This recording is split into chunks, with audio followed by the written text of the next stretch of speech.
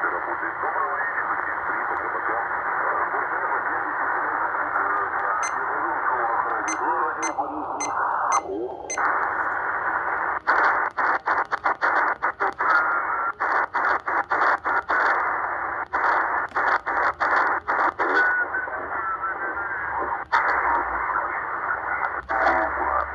Радио 3, Дмитрий Иванжук, РТЦ, слушаю.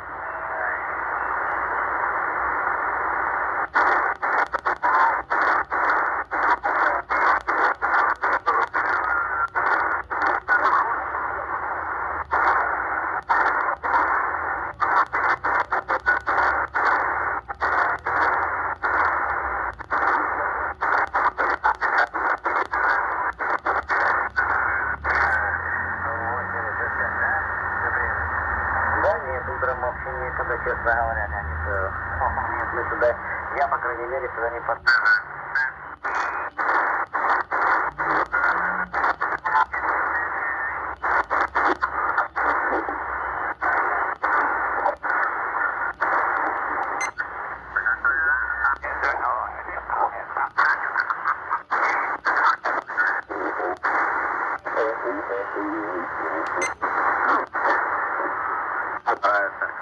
Вот, это самое, ну, больше всего мне вот нравится золотистый карасик с ладошечку на жарех, вообще классно, например.